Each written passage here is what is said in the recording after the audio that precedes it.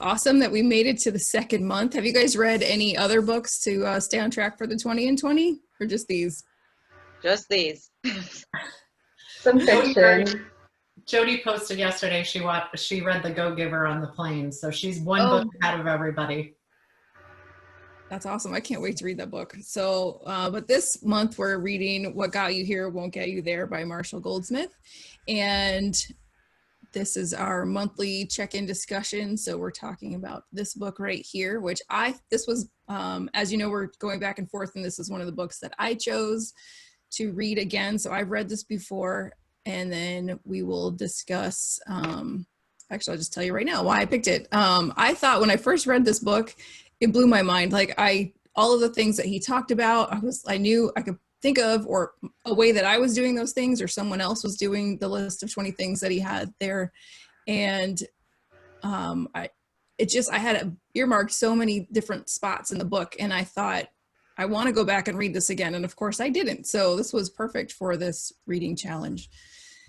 So we'll do some quick introductions, and then we'll just do round robin. Since there's just a few of us here today, we have plenty of time to discuss all our insights and thoughts about the book, and then just open comments. And just remember, we are recording. So especially with a book like this, where it's about people's behaviors and things, let's not use people's names and call people out, because we're going to put this on YouTube.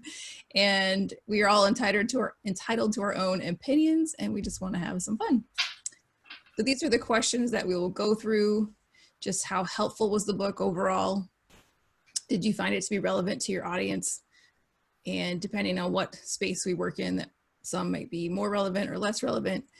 And then your ability to put this stuff into action. One of the things I really liked about this book is that the descriptions about the 20 actions are really short. And then there's a bigger section on how to solve these problems and to work through them, which I liked the way he did that. And then compared to similar books maybe that you've read, how helpful was this in comparison to that? And were there any favorite quotes or points that were made? And then maybe what did you like least about it? And then we want to just do our thumbs up or thumbs down, so we can determine whether this might make it into next year's reading challenge as we reread some of the books that we've read. And then just before I jump off, if anyone wants to know up front, our next book is The Go-Giver, which Lisa picked, so she'll lead next month's discussion. And I'm really excited about reading this because I've been wanting to read it for ages, and she's told me so many good things about it. So with that, I will jump us back to, we'll stop sharing so we can see each other. All right, so Lisa, I know you're dying to talk about this book, so do you want to go ahead and start us off with the overall thoughts about what you liked or didn't like about it? Are you sure? I'm so chatty. We have plenty of time. All right, and then you can give me the, okay, somebody else needs to talk move. Right. So for me, when I jumped into the book, it felt a little clunky to me as a reader, and I really had to kind of push through the first part. There was enough in there that kind of like caught my curiosity, so I definitely pushed through. This book is literally a description of me in my 30s as I was a new leader. I mean, I was like, oh, time and time again. So I almost feel like this is a great, it's what got you into leadership, won't keep you into that leadership Right. kind of track unless you start to do some of the suggestions that he said. And I love that it's what to stop doing. It's such, like, it flips most things on their head. We're always teaching people best practices in leadership. And sometimes the key is like, stop doing some stuff. So I totally loved that approach to things. Once I got into the book further, I actually did like the format a lot. I love that on page 40, you can go to those. I almost started to think about it as a workbook for people that I do executive coaching with. And I immediately started using it in my executive coaching. I mean, it is an awesome handbook for having people. It's almost like a self-assessment tool. And then you can kind of move into, okay, let's pick those 3 things that you think really jump out, read those particular sections, and then let's talk about it in our next coaching session. So I can see me really utilizing this with new leaders, and then some leaders who sometimes I get calls for executive coaching, which we love this person in our organization, but they're not fitting in. And we don't want to let them go, but if they can't fit in, it's too disruptive. So this behavioral aspect is usually what they're talking about. And so I loved, just, it made me think, Laura always makes fun of me because then I go, bing, bing, bing, bing, bing, bing, bing. You know, I think about it and I think how I can use these tools and programs that I put out there.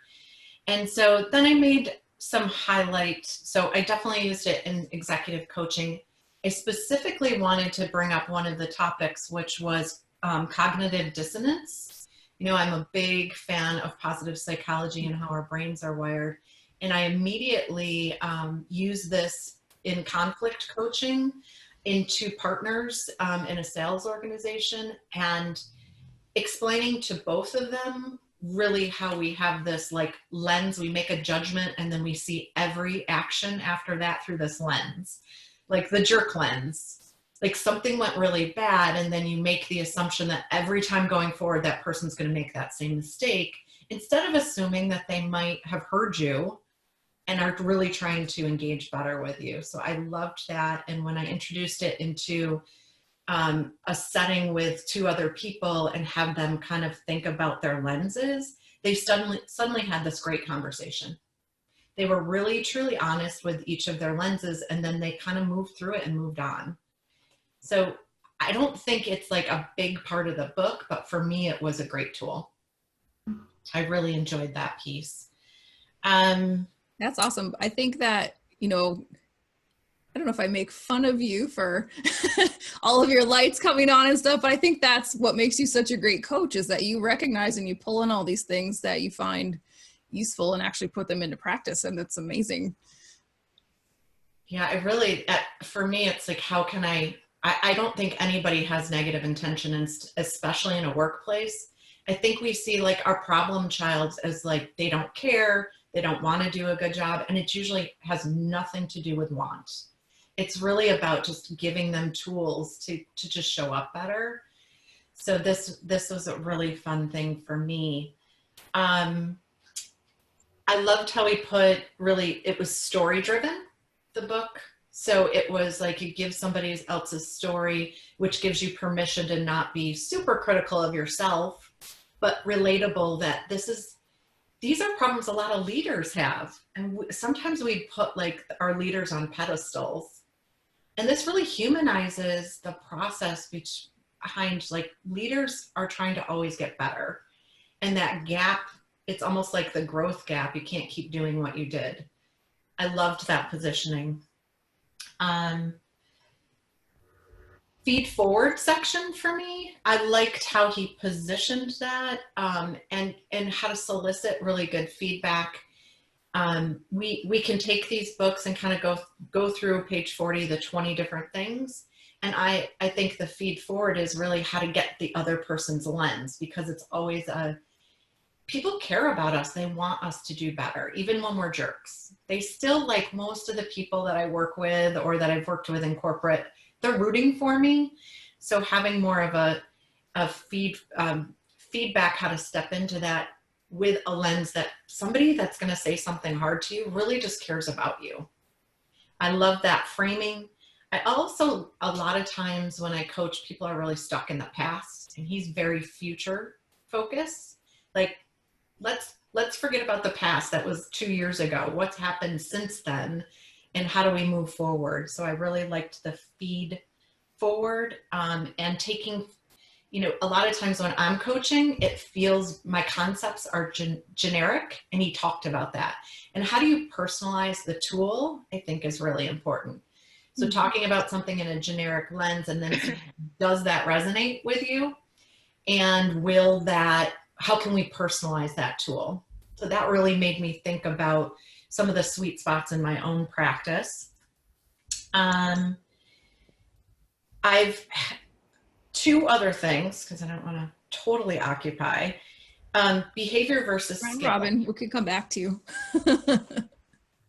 So behavior versus skill was huge for me. He talked about, so when I was talking to my husband last night, we went through these 20 things. He's a leader, he's an executive director. and he wanted to see how these behavioral things was relating to the problem he had. And we decided it was a skill problem. He needed how to learn how to execute something with tools, specific skill tools, and it wasn't a behavioral issue. And he was like relieved by that. And so we looked at different, some online trainings that he could do instead of me doing for him.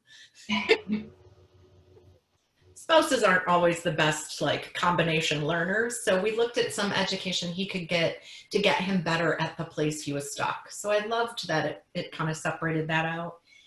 And the memo to staff, holy crow. Like, I think I'm always subtly doing this with people, but really, as I think Jen and I just hired Jen into my business. I think Mark and I need to get our memos to staff. Here's how I work. Here's how my team works. Here's how my process works. And here's when I don't do well. Here are kind of some of my triggers. And you can just go, whoa, I must have, like, give them the tools to be a permission to say, you're kind of acting like a jerk like right now. Can we talk this through? So that memo to staff, I already started drafting it. Awesome. So that I thought was great. And so for me, one of the things is I need Jen to help me not do every piece and part too, and not be that control person, and instead let her ask me, what outcome do you want? Stop talking. And so what she can do, right? So see what her unique skills can get that project looking, so I can get more creative people in my life to kind of help me out of the, this is how it should be done. So help me collaborate, Jen. Okay. So I think, obviously this is a thumbs up for me. I will use this book and I really appreciate the recommendation. How was that for kicking it off? Good. I think I'm just really glad that you did enjoy reading the book, because like I mentioned to you, Your panic moment. well, you read it differently when you realize that you recommended to someone else to read it. So when I read it the first time and I bookmarked it and I had all these things, but then when I was looking at it through the lens of what is everyone else going to think about this book, especially when I read it back through and some of the things that I either didn't notice the first time, which was really kind of the writing style. I can't pinpoint what it is that I didn't love about the writing style, but it was just almost overly casual or kind of guyish. I don't know what it was, but I was thinking, oh gosh, what if this isn't as good as I thought it was, you know? And so I was really glad when you told me you were really digging it, and then that you were able, and then as I was getting more through it, I was like, okay, now I remember all the things that I did like about it.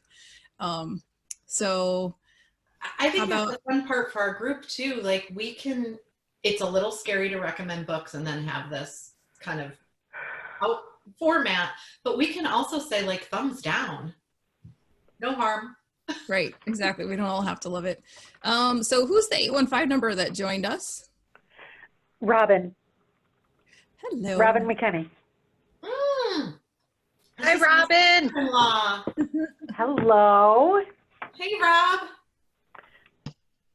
Welcome. So we're just going through, Lisa just finished her review of the book. I'm going to go ahead and pop back up the discussion slides here for a second so you can see them. And then Casey or Jennifer, does one of you want to go first on your overall assessment of the book? Jennifer, do you want to go? I can.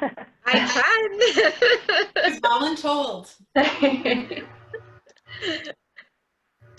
Do you want to go over your slides, Laura, or do you want me to talk? I think, can you see them? Yes. Okay, I just wanted Robin to be able to see them. So I think Yeah, I can't. I'm going to try to do it again. But if you can't, let me know. We'll read them to you.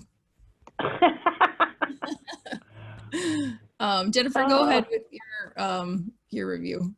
So I actually really enjoyed the book, and as I was going through, I was thinking about people that I have worked with that had one of these 20 or several of these 20 points that he made.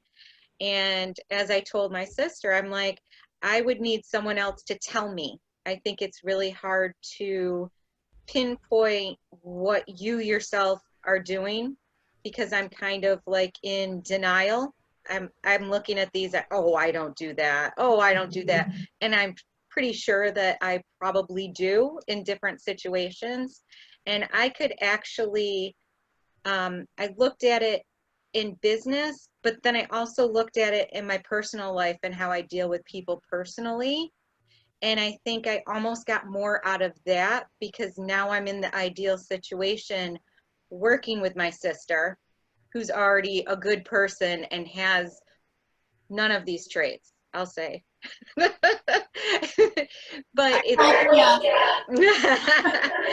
but I've never been in a good situation at work, working with people that trust me, that believe in me, that I feel I can be myself.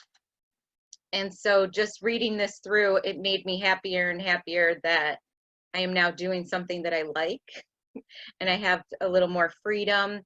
And I wanted to challenge Lisa and maybe one or two other people to like have this list and tell me what I do, because I can't pinpoint. I've got a couple X's next to numbers, but I really could use some collaboration in this.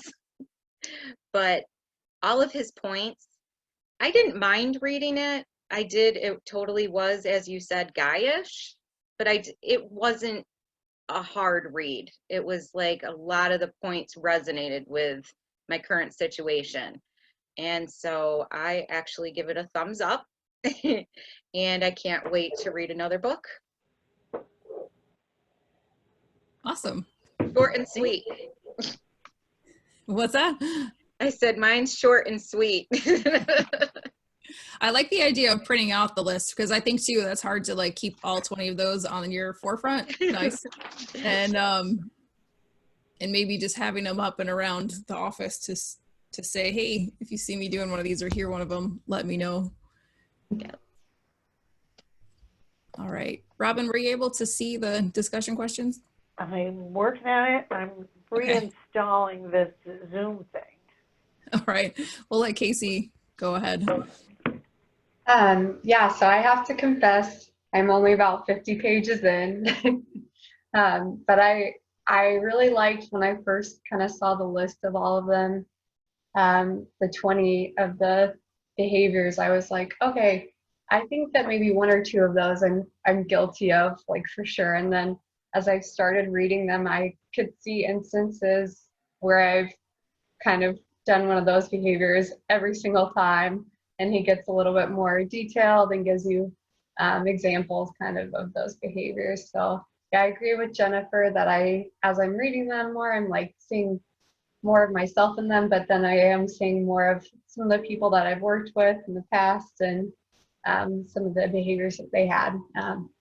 But I really liked, I'm at number 4 right now, the destructive comments, and I like that the author kind of gives himself as an example and points out that he is guilty of that, because I think when you're reading these books, it seems like they're the experts and they're good at all of these things, but even pointing out that he has a difficult time making like constructive comments and can sometimes cut people down unintentionally was a good example for me of just like everyone's human, everyone's trying to improve, even the person that wrote this book. So I give it a thumbs up too. I'm gonna try to finish it, and then you can get my full review. But I like it so far.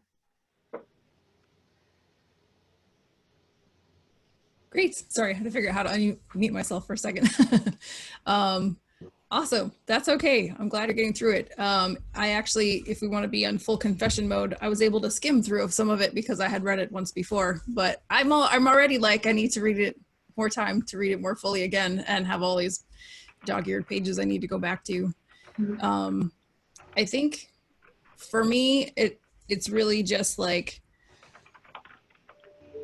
Lisa, you said, it's not all the positive stuff. It's like just point blank, here's some stuff you need to stop doing, just quit it.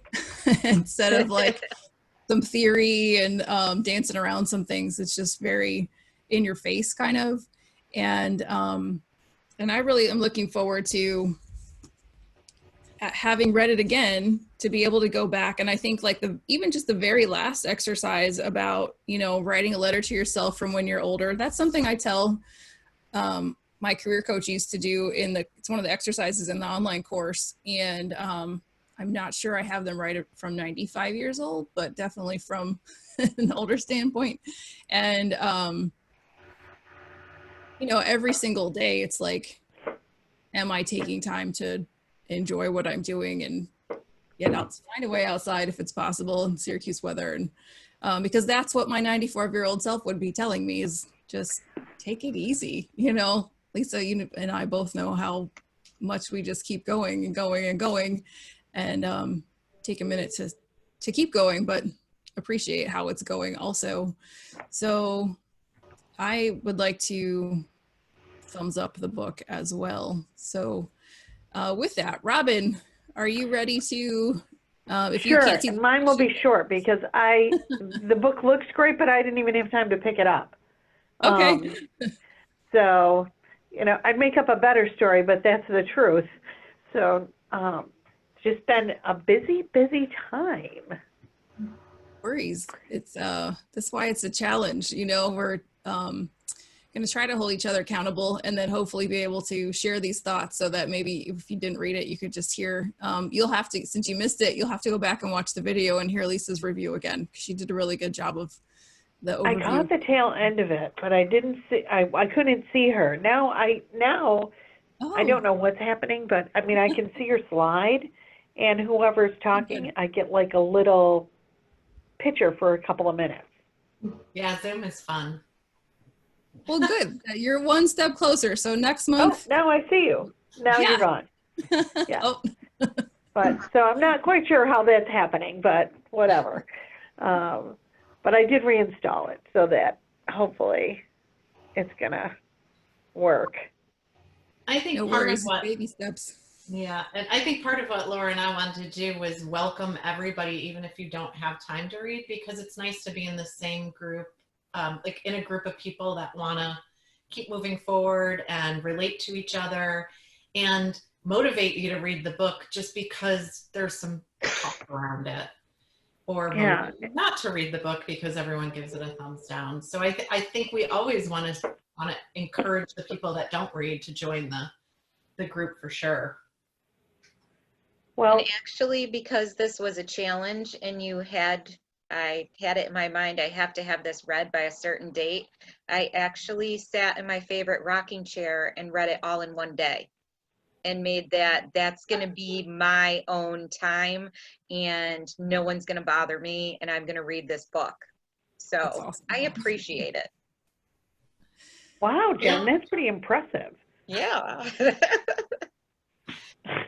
We could have a whole nother group session around how different Jen and I are built as sisters. But that's the point, Oh, right? God. Like, we're, you know, different on how we're going to, which ones of these things that we'll make bad habits of and how we would react to them. And so let me see if I had any notes I wanted to share about. Oh, the one thing I started doing the first time I read the book, the thing he said about taking time to go back and look at the part about recognition, that you need to go back and recognize people that require it. And so I had started, and I think I've been doing it now since I read this book last year, was Thankful Thursday. And I keep improving that process. And I finally have included, I haven't passed it off, but I've included my my assistant to help me to make sure I keep on it, because it was like Thursday would come and I'll catch up next Thursday, I'll catch up next Thursday. But now I have a process with my assistant to help me stay on top of it and actually get those thank yous out. And was excited to read that part again, because I totally forgot that that's where the idea even came from. And then I see also that I'm still not doing it to the level he described in here. So I'll have to take another look and see if I can improve it even more. I love that topic. I see it with a lot of leaders. A lot of times leaders will get to the point where they're like, I can't, like, why does that person even want that job? And the thing that drives us to be leaders is often we lose the lens that other people might need the thing that we don't. So I think in leadership, a lot of times we don't need the thank you. We just do it. And we don't need the reward system or it's just kind of like naturally, leadership is naturally built into us. And so we forget that some people, they're not driven by money. They don't want to step into management or leadership. What they want to do is work really hard from 9 to 5 and have somebody say, great job, thank you, you helped me. And so I find like with executive coaching, this topic comes up all the time. And I'll challenge them to say, have quarterly meetings with their people just to say, this is what's going really well. Do you need my help with anything? They're like, why do they need the pat on the back? Because it feels good to know that I'm actually driving your business the way you had envisioned me and that I'm a good employee. And so just because we don't need that doesn't mean that other people don't need that. I think it was a great topic in there. I also liked how he pushes you to say sorry. I mean, he's pretty specific about apologies, like own it, apologize, and say, I'm going to do better in the future, and mean it. So I liked that piece too. Yeah, everything that he has in there is pretty practical, and you can tell that he's used it many times in real life with with people. So that's another benefit of it. And I think too, I thought a lot of this when you started describing, Lisa, how you were going to put it into practice, and how you said that when people call you about an employer leader who's not a good fit, that sounds like just all the work that he does is like, let me help you keep this leader who, could stay here and make it work with the right help. So that's great. Again, the separation between skill and behavior, and how to help that leader kind of move more towards the middle. I will say that Jen commented that I don't do any of these. I can't emphasize enough. I've done all of them at once. I'm not very competitive. I kind of want everybody to win. Like, I will bow out of any race. It's fine if it helps somebody else to win. But the rest of them I've totally done, especially that I think I'm funny. So I'll throw in sarcasm and wit. Not appropriate during and hurtful. And so you start to really see yourself and in a younger or a new leader. Like, some people step into leadership a little bit later, or just a different role. I think that to be fair, I've done almost all of them. And so sometimes I think for this might be a good progress book for people. For me reading it, I was like, I owned the things that I did, and I was like, wow, I've made a lot of progress. And I think that's so. Did you get past the sarcasm and humor? Well, because I do that all the time. Yeah. So Rob, you might want to read that part of the book. You both know that. So. Yeah. Oh, and the other, I think to Robin's point, sometimes I think this list is good to review personally and professionally. So when going through it with my husband, he was like, nope, I don't do that. And I was like, the slow move of my head. You totally do that, but with me. Robin was laughing. And you do have good listening skills at work. Me, you glaze over, but I talk a lot, so I get it. But it also reminded me the things that I got better at work. Sometimes we're not as careful with the people that we love at home, and we kind of do those behaviors at home. I can admit to some sarcasm and using but or however, because I want to be right in an argument at home. And so I think, that's probably where I need to shift. I've done intentional work as a leader, and I need to do more intentional work with my friends and family. How's that for self-awareness? No, that's great. I think that's one of the notes that I had as well. And see, is that me telling you I'm smarter than you? I also had that note, so I win. It really doesn't this book make you really, it's a really good self-awareness tool. Am I doing those things Yeah. If I am, is it really that annoying, or am I now going to have a bunch of mind chatter and I think that I'm a horrible person and I'm not?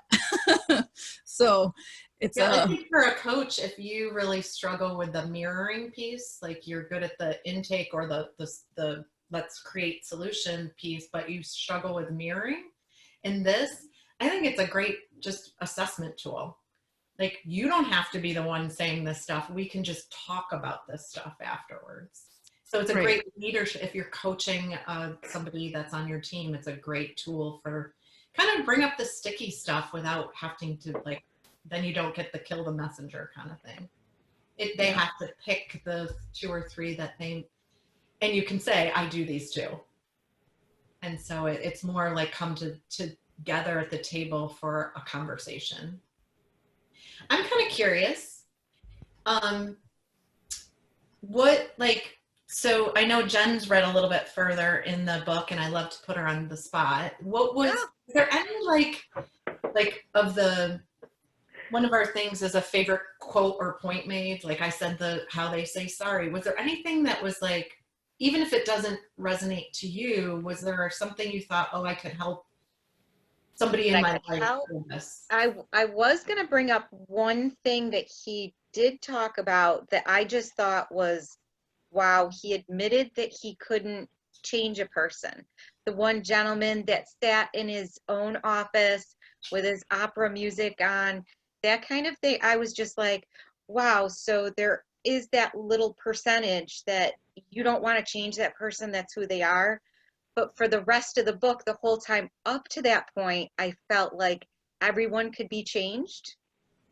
And I was looking at it, and he also was saying that some of the people take the things away and never implement.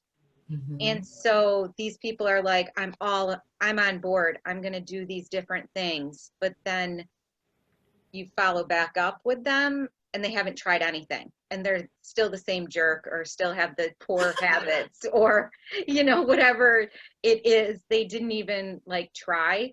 And this book actually, I don't have like a favorite quote or anything, but it made me think, oh, I really have to self-reflect, and I am going to try to figure out what I'm doing myself. I'm not going to be that person that 6 months down the road, somebody will come to and, oh, what did you do? I want to be that person that says, oh yeah, I kept doing this, but I've caught myself and I've sucked my words back in before they came out. So I didn't really have a favorite quote though, I don't think. Of course, I also didn't highlight because I was going to lend the book out, and I usually have something I write down, but I was so snuggly I didn't get up. I can say, like, I've gotten in trouble with notes in a book that I've let other people borrow that might have a note about them. So be very careful. Yeah, I didn't note or highlight. So I think Jen brings up this is great, because I think it's part of this book thing that we're trying to do, Laura, is like choose something and then practice it over a period of time, try to get a little bit better at it. And then in 2021, like, we're going to reread some of these books. And so how do you pick long-term 12 things that you're going to practice for a lifetime instead of consuming more stuff and never putting it into play, into implementation? I love that kind of that's what came out of this book is and it takes practice. You got to keep pulling up your bootstraps and try it again. Yeah. And I'll say, Jen, that's a really good point. When he mentioned the guy that he just said, no, he's not going to change, I was a little taken aback, because I was like, are you pigeonholing, assuming, or are you putting that lens on now that this guy is like some other guy that didn't change before? Like, why would dissonance? Huh? Yes, exactly. Like, was that exactly an example of that? But then I thought too, like, okay, so if you have, like, I've run into this situation, and if you have that person who's not going to change, and now you as a company or an organization are saying that we're going to make leniences for this person to be able to be who they are, which is outside of how we expect everyone else to behave, you've created a completely different monster in your organization. So you kind of, instead of by being the business owner who decides to keep this trouble employee because their output or their production is so high, whatever their excuse is, you have to own the fact that now you're making everyone else's lives frustrating or different or difficult or whatever, and you have to address it. You can't just leave it as it is. So I have an example of that. I will keep the names out, but I will tell you that I love this client. And I see it happen in succession planning a lot. So you have somebody that's built the company and they've made it work probably on a smaller team. And as you scale up the business, you grow generations of the team, and the lead person really struggles with time management, and they're all over the place. And the next person in line is awesome at time management. So they kind of drive each other nuts. And then you have this team structure around them. So we talk about not like this person is 3 to 5 years out from retirement. And we kind of put them in that category. Like, we're not going to change them, but we're going to have open dialogue around it. So we're not going to ignore it either, like you're saying, Laura. I point to you on my screen. Yeah. And so we have open dialogue with the actual person. We give them permission not to change. We've built some temporary process around them to make them enjoy their last 3 to 5 years before they work their buns off. And then we help the future dynamic of that business really make sure that it's got some standards that we uphold for the rest of the team. And it was actually done in kind of a loving way. So I can kind of see that dynamic play out in that situation. But there was a lot of communication around it. Right. It definitely happens, but I've seen both sides of that too, where some address it and they acknowledge what it is and why. I mean, really, if, okay, well, so-and-so is our star employee and it happens. I mean, I work a lot in companies that hire a lot of engineers and things, and sometimes engineers are just a little different than the rest of us, and it's hard to find a good one. So, let's keep them and make them happy and do what we do. But then you have to make sure that people understand that. Or if you have people who are just doing the same job, but somebody else has got some exceptions allowed for them, maybe it's when you are this productive for us, you get the same allowances. I don't know what that is or what that looks like, but I think communication, like you said, and just addressing it is a thing. And of course he wasn't going into that in this book. So it came across as like, yeah, we're just gonna let him chill. And I also don't feel like he portrayed it that he was doing anything awful, like making an issue or a problem. And I don't think any of the other people wanted to be like him and be in a little dark cave with opera music. I think that he was just being his own person. And I felt like they wanted him to join in more and maybe get others to, utilize him for his intelligence. So right. Maybe he was almost like, this isn't going to affect the company on a whole as much, and we could actually leave him alone and people aren't jealous of his little cave or thinking that he's getting preferential treatment. I think it was more like they just wanted to tap into him and get people to get more involved with him, and he just wasn't going to have it. Yeah. Gotcha. I don't know. Is that your thought when you came across that point?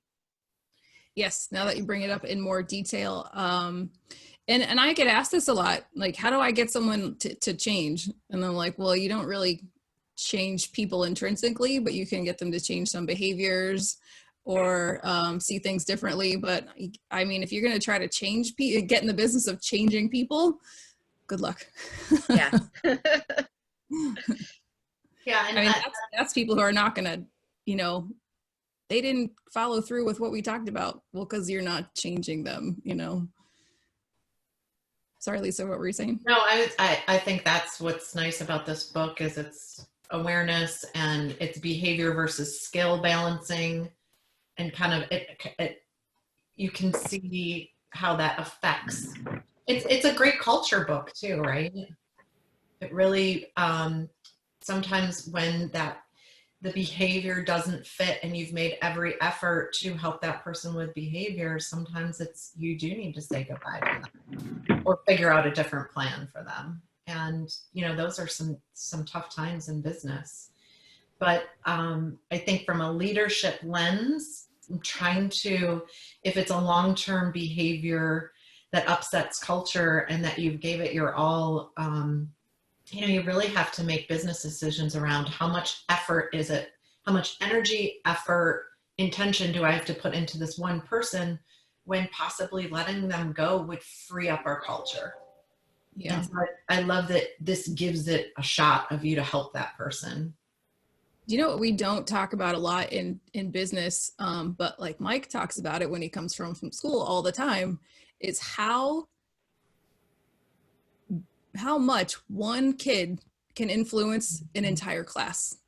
One bad kid can derail an entire 27 class of students with their distractions and behavior and whatever. And that can most definitely happen also in the workplace.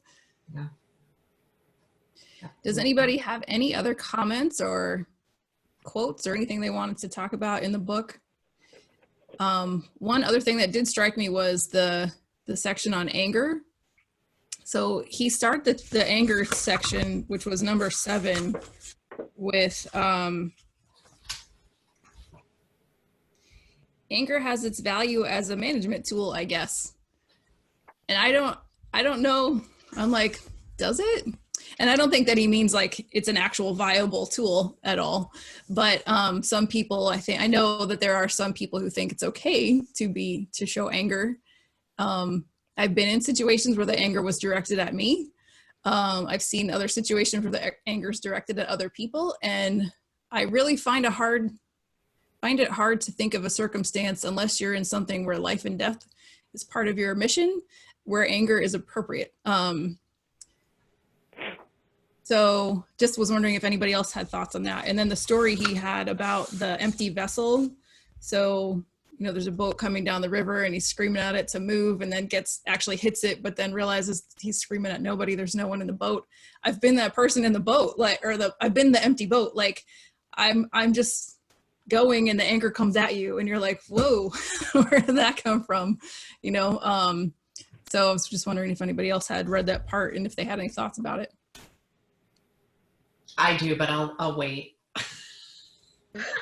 Why? Just making sure there's room for others. So I guess for me, I think that tied into 2 pieces. I think there are emotional leaders, and I think there's value in driving your culture through being an emotional leader. But I've also been with leaders that are heavy on emotional leadership, and I think sometimes that is very destructive when making business decisions. It's usually relationship or as opposed to a business, driving a business goal or mission. So I think that has been disruptive. And usually the emotional leader has this bout of anger that comes out. And what I find it ties into is his critique section. Like how, if you're going to ask for criticism, thank it. Have it be what it is, and don't critique the critique. So that's where I see a lot of leaders make the emotional mistake that he's talking about in 7. Is I've seen people ask for feedback and then get like red-faced, burst out. And when we talk about how to, like, there is a way to take feedback, and I think he kind of does a good job of saying, okay, you like, here's how you do it. But I think it's even, you know, further from that. We do motivational interviewing, and there's all these type of ways that we can solicit feedback, and how I can give good feedback. I can tell 5 things and then do 1 thing that in the future focused, you might be able to improve on. But I think oftentimes as leaders, we ask people for feedback that aren't good giving it. They don't know how to give it. And then we get mad about it. And that's a really easy thing to fall into emotionally, because we're the ones that are working late nights, or, you know, like, you're like, I'm working so hard and you still don't like what I do. So it's so easy to slip into that emotional reaction as a leader. And so I've seen that kind of, I'm with you. Like, it's not okay to yell at people. It's not okay to be angry. I mean, you can get emotional, but part of getting better at leadership is just let things come in and go away, and listening skills, and taking all that feedback and maybe having an outside resource that can help you frame that feedback in an intention to get better in the future. So in the moment, I mean, I think that's a leadership must skill, is to like turn off that emotional part of it and just really tell people how much you appreciate their ability to be honest with you and recognize their collective or cognitive dissonance lens they might be giving you feedback in. Right. It's a tricky but fun kind of thing to get better at. I hope that wasn't too long-winded. No, I like the discussion, and there's so many that points out another way that people can get triggered for anger in a work situation. But I think too, like, if a leader, so someone's boss or supervisor, has the inclination to get angry at one of their subordinates for something they did or didn't do, you also have to take a step back and own your part in that. Like, before I yell at you for doing something, did they know they were supposed to do it? Did I set them up? Do they have the equipment? Was it my fault? Like, I hired you. Language. Did I set you up to do it? Like, unless you did something that was, again, like against the rules, something, that hurt someone else or lost you money, those things, even if they do, like, you got to take ownership for your part of that, and how you let it happen, That's funny you say that, because a lot of times people engage me and say, we have a difficult conversation to have with this employee. And I say, okay, I can help you with a memo understanding and there's two different ways, like a positive framing or we're going to help manage this person out framing. But then I said, okay, we're going to put that aside first. Do you have a process around what you're upset with them about? Have you clearly defined and communicated your expectations and the outcome you want? And they're like, oh. And I'm like, you can't do a memo of understanding or yell at someone without checking yourself at the door. And sometimes it's easy as an employee reset or a project reset, and you find the people that are really kind of feeling like a disappointment or angering you, all of a sudden they're your star employee because they know exactly what you want and you weren't clear. Right. And I think that applies in the household with kids too, right? Like, if you're yelling at your kids because they weren't home on time, you can do that if they knew, if you had an agreement, or what have you. I don't have kids, I can't give you the example, but you know what I'm talking about. I like that you took it personal though, so keep going. Yeah. I guess I could talk about my boyfriend. If he doesn't do the dishes and I get mad about it, did I set that expectation and, write him a memo and reminder to do it? Yeah. How do we set up a reward system? Is he going to be, if he only gets yelled at for not doing it, I'm probably not a very good leader in my household. You can have a like cookie. I got to work on this personally. All right. If there's nobody else has any other comments or points they want to discuss, we're getting towards the end. Maybe Lisa can tell us about our next month's book. Sure. And I just wanted to touch base with Robin. Do you feel motivated to read this book now? I do. And I'll tell you, one of the things I'm thinking about, because like you talked about situations where maybe people talked or picked traits or behaviors that they wanted to change, and then they never did it. What was the support in between or the check back in to try to help people follow through with achieving those goals?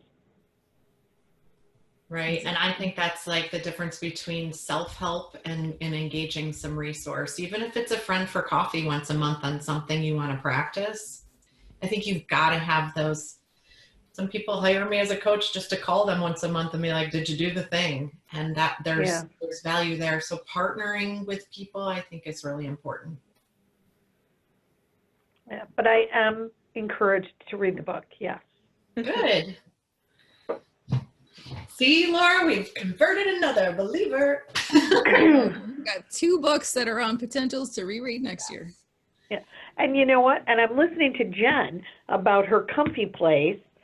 And I'm probably going to mispronounce this word, but she's just, I'm thinking, oh my God, is she participating in that hygge thing that I am?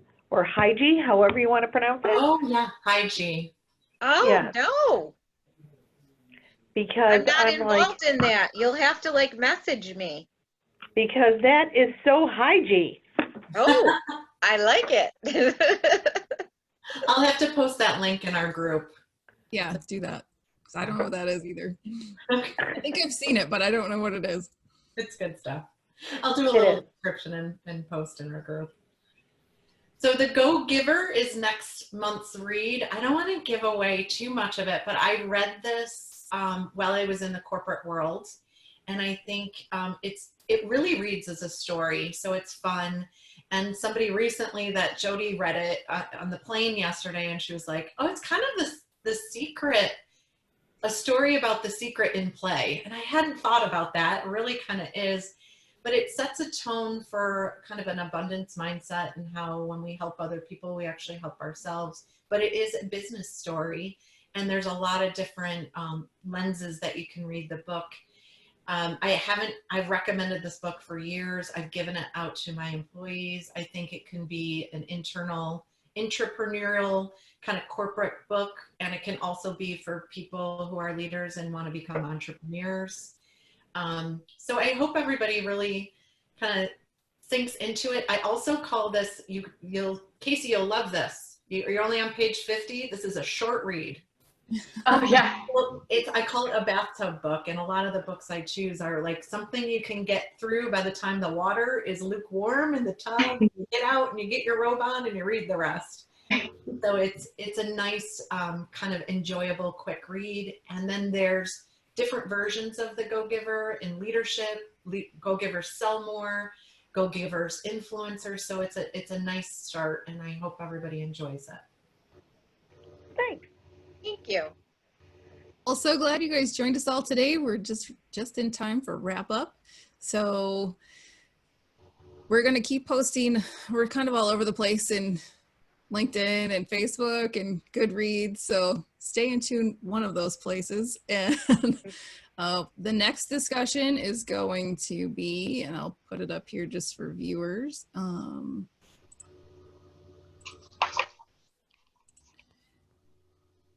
March 26th at noon. Thank you, Lisa, for helping me keep on track. Thank you. This is Enjoyed it. having fun. This is fun for us.